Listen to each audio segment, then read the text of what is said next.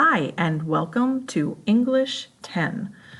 This is a quick review of your course syllabus, including your course description, methodology, evaluation, class procedures, and the signature form that has to be returned to me. As you follow along in your course syllabus, you will see that this PowerPoint presentation takes you through some of the highlighted materials in the course syllabus I handed out to you. Just make sure to double check through the course syllabus so you get all the important information that you need, as this is just kind of highlighting the important points.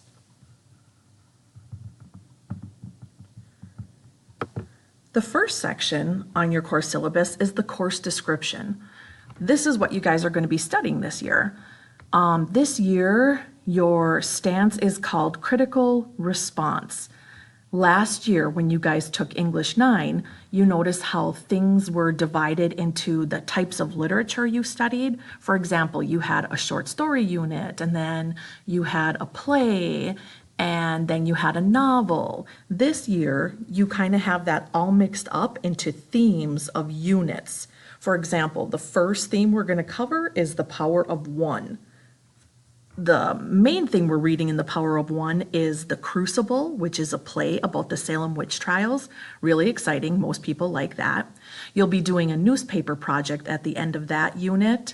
You'll also have some poetry, some short stories, some outside articles related to that theme of The Power of One. So you kind of have a little bit of everything mixed in one unit. Your second unit, which is second marking period, is called Taking a Stand. This is your rhetoric unit where we study an argumentative speech that you guys will be presenting. Most students get very excited about that. Not really, but we'll get through it. And you also have your big research paper in that second marking period. It's interesting topic and interesting material, like content that we cover. It's a lot of things about you take a side, are you pro or you con?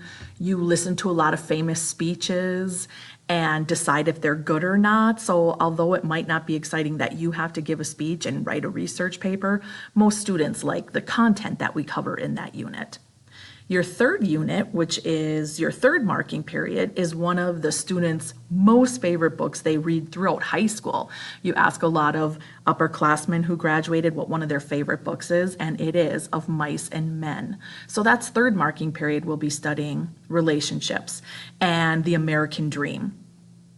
And fourth marking period will cover the pursuit of happiness, the American dream. Kind of continues a little bit from third marking period. In this, we'll be reading the novel, The True Story of Into the Wild, about Chris McCandless, who heads off into the Alaskan interior. And the story is told backwards about how he dies up there and what happened. It tells you that right on the cover, so I'm not wrecking anything for you. It's a really interesting story, and it actually mentions Iron Mountain in the book. Like I said, it is a true story. Also, like I said, in each of the units, you guys will have some writing, you will have some poetry scattered in each of them, a few short stories, things like that. So you get a little bit of everything. Your next section on your course syllabus, if you guys are following along on the handout I gave you, is the methodology. This kind of means what you guys will be doing, how we go about doing things in the classroom. You will have quizzes, sometimes announced, sometimes pop quizzes. For example, if I give you a reading assignment, I will say, or not say, excuse me, that when that reading assignment is due, you'll have a pop quiz answering some questions about it. You'll have tests, just about 1 or 2 per marking period, though. We don't have a lot of tests in here, but when we do, they're like unit tests, so you need to be prepping for them. We have daily work, obviously. Our daily work in here does measure assessments. It's not busy work. It's not just practice work. You can easily lose points if you're not putting 100% effort into that daily work. Because we have so few tests, the daily work is kind of like a test assessment.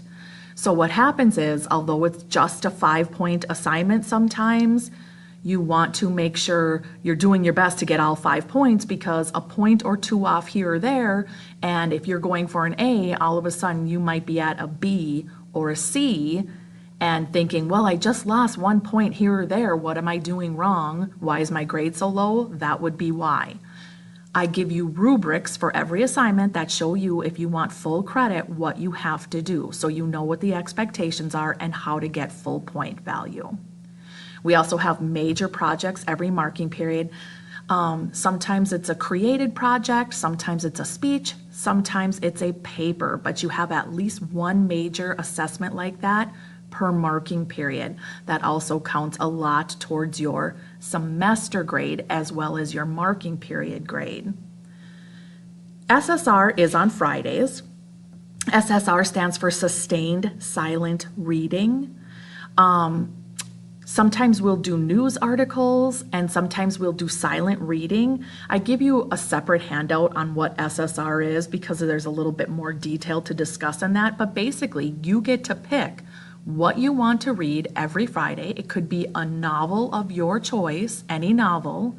It could be a magazine of interest to you. Or it could be, like I said, news articles that I assign to you. But either way, SSR is on Fridays. And like I said, I'll give you a separate handout for that. Also, because we use a lot of technology with our daily work, our projects, our papers, things like that, if we have a project, say, due at the end of the marking period that requires the use of technology like a computer, a printer, etc., and you don't have access to that, you have to discuss that with me beforehand, not the day it is due. For example, if you come in here the day your paper is due and you say, last night my printer ran out of paper, you will receive a late grade or a 0 on that, because I give you enough time so that you can plan for those types of things. Waiting till the last minute and then finding out you have some technology issues will not be excused. I would give you something like 2 weeks for a paper. So in that time, you would have to get those things addressed. Don't wait till the last minute. And of course, there's no late work accepted unless there's a medical or a family emergency. Of course, we would always take that into consideration. Next on your course syllabus is the evaluation section. The evaluation section covers basically how you're going to earn a grade. I told you before that all assessments evaluate our Common Core standards. That's why even the daily assignments are important, because if we don't have a lot of tests, I still have to evaluate your knowledge or skills of those Common Core standards. And so I'm doing it through your daily work. It's not just busy work or practice work. Failure to complete these assignments dramatically affects your grades, even if it's low point value. For example, if it's just a 5-point assignment, as I said before, if you don't do a 5-point assignment, or maybe you just don't put your best effort into it and you're constantly losing a point or two on your daily assignments, that will drop your overall grade fairly quickly. You also, in this final grade every marking period, get something called SRP points. SRP points stand for Student Responsibility Points. Now, you earn them or you lose them in class every day. So if you look at the 2 columns I made on the PowerPoint, the first one shows you how you earn these SRPs, and the second one shows you how you might lose those SRPs. Now, the thing to remember is that SRPs are not extra credit points. A lot of people, maybe we started with 20 SRP points for the marking period, and some people wind up with, let's say, 10 out of 20, and they might think they have those 10 extra points added in at the end of the marking period. They are not extra credit points added in. That means you've earned a score of 10 out of 20 in SRPs, which is a 50%. So the point is, you want to hang on to them and you want to earn them by participating in class. Like if we have class discussions or we're doing group work, you want to make sure you are on task in your groups, or if I give you a daily assignment, that you're using your time wisely, doing your daily assignment, not talking. If we're on the computers, you're not on websites you're not supposed to be on, you're actually using your time wisely. Come prepared.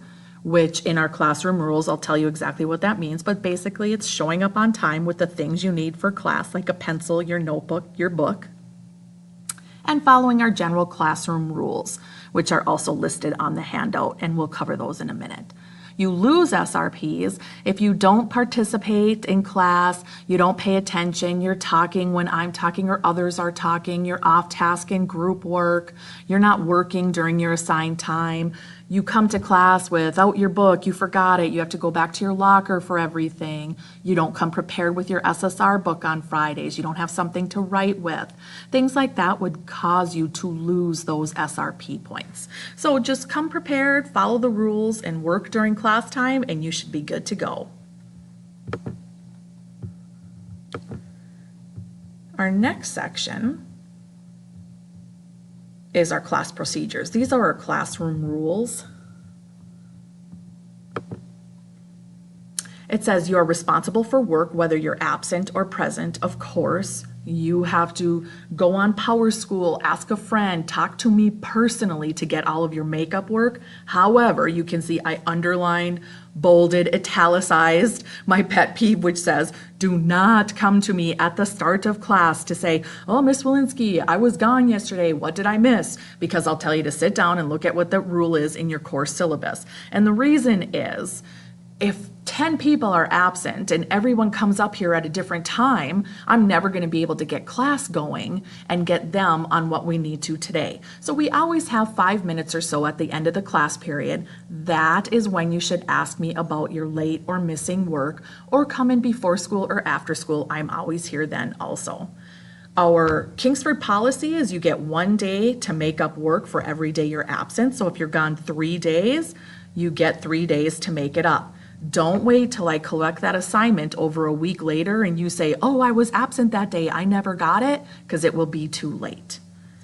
Also, we abide by all KHS rules. Tardies, absences all get marked, and no food or drink in the classroom unless it's a clear water bottle. And of course, no cell phones in the classroom. So here are our classroom rules. Come prepared with a book, pencil, folder, agenda in your seat when the bell rings. This next part, you're responsible for keeping all papers passed back to you in your folders. If I grade it and pass it back to you, hang on to it. You may need it for later on in the classroom. No rude or disrespectful comments to each other in the classroom. No plagiarism. We will cover that later, but no plagiarism will be tolerated. It will be reported. And of course, no devices in the classroom unless I tell you ahead of time that you need a device for that day. I will take your device, turn it into the office, and they deal with it from there. So no cell phones in the classroom. Now, the last thing is to make sure that you read through all the rest of the course syllabus. If you have any questions, please make sure you ask.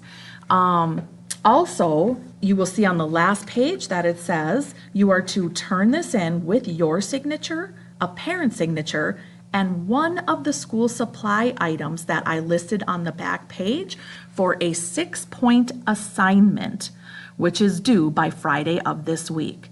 So read through the syllabus, sign it please, have your parent sign it, and bring in one of the school supply items from that list. And thanks. We'll be reviewing some of the high points of this in class, but this does a pretty good job of covering the important points. Let's have a great year.